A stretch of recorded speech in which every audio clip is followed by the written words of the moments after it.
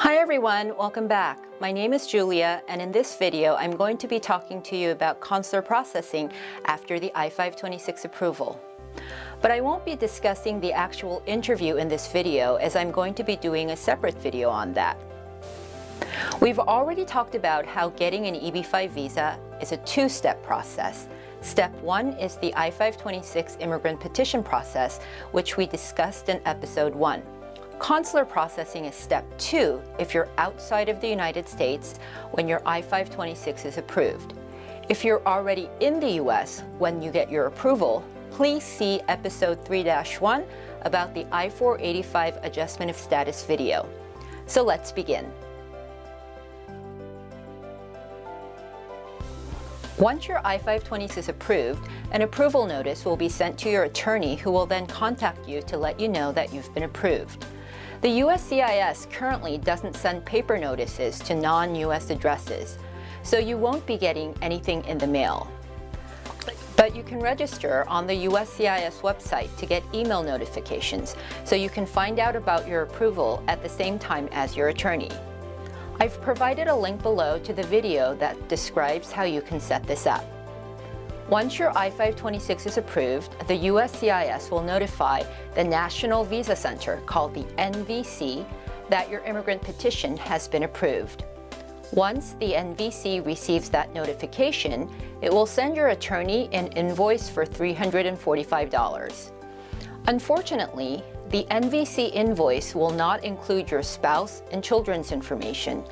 Anyway, once the first invoice comes, if there are dependents to be added, your attorney will send the NVC birth certificates and the marriage certificate and request a new invoice with everybody's information on it. While you are waiting for the NVC to sort through the invoicing, your immigration attorney will be sending you a questionnaire. They need that to fill in the DS-260 application. If you've ever applied for a US visa, such as a student visa or a tourist visa, you might remember having filled in a form online called the DS-160. The DS-260 is similar to that, but digs deeper into your history. In addition to basic biographical information, the DS-260 will ask about your travel history, and also if you've ever had any US visas denied. If you have, you need to disclose that. If you have had a non-immigrant visa that was denied before, it was probably denied under a broad category of having immigrant intent under something called Section 214B. For example, you could have been denied a student visa or a visitor's visa because you weren't able to provide sufficient ties to your home country. In other words, they suspected that you weren't planning on going back home. That's okay. Now you are applying for an immigrant visa, so the fact that you were once deemed to have had immigrant intent, not that you really did, is not something that they are going to hold against you. So my point is, don't omit information. Most problems arise not because of what happened, but because of the cover-up. Obviously, if you have had more serious issues such as fraud charges, or you were barred from entering the US for a certain number of years, you should consult with your attorney on how that would affect your green card application. Which brings me to the topic of police records. Everyone who is applying for a green card needs to provide police records from their country of nationality if you have lived in your home country for more than 6 months after you turn 16. That could sound strange to most people who live where they're born. But, for example, you could be an Indian national who lived in Dubai all your life because your parents work there, and you could have never lived in India for more than 6 months after you turned 16. So in that case, you wouldn't need to get police records from your home country, India. Also, if you're currently not living in your home country, you need to get a police report from where you are living if you've lived there for more than 6 months. But for most people, simply put, we need a police record from your home country if you are over 16. Also, if you have ever lived in another country where you aren't living now, when you were over 16 years old for more than 12 months, we need police records from that country as well. For example, if you are Korean and you lived in Brazil for over a year when you were in high school because your father worked there, In that case, we would need to get a police record from Brazil. One exception is that the foreign country that you lived in for over a year when you were 16 or older was the United States. Then for some reason, you don't need to provide police records. Also, you need to provide police records even if you've never been in trouble. If you think about it, that's actually the whole point of getting the records, to show that there is nothing on them. But if you have been in trouble with the police outside of minor traffic violations, then you'll need to provide documents related to whatever happened. This also includes any drunk driving records. If you have a criminal record, then you really need to sit down with your attorney to discuss whether that means you cannot get a green card, and if so, whether there are any waivers available to you. Ideally, you would have had this conversation 18 months ago before you filed the I-526 petition. Other documents you'll need to provide is your medical record, which includes your immunization record. Each country has designated doctors and hospitals that can do your immigration exam. So let's go back to the topic of timeline. After your I-526 approval, I've mentioned it will take an average of a month or two to get the invoice for you and your family. Once the NVC invoice is paid, then your attorney can access the online DS-260 system. So it'll be during this 1 or 2 month period when you're waiting for your NVC invoice that you need to gather necessary documents, such as police records.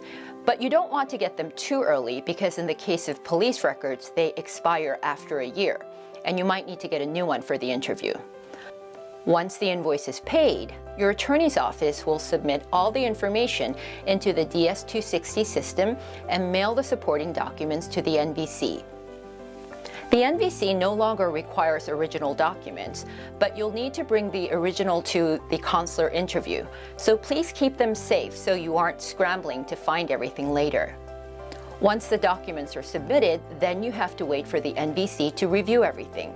Sometimes they'll send a request for additional information, but if they don't, then they'll send everything over to the consulate where you will be interviewing, which is generally your home country or the country of your residence.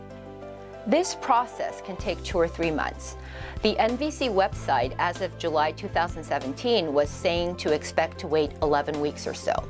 So now we're about 3 to 5 months into the process, depending on whether you add up the shortest periods or the longer periods. And now you have to wait for the US consulate to schedule an interview. So the NVC has sent everything to the consulate now. This is where the timeline can become a little bit different depending on where you live.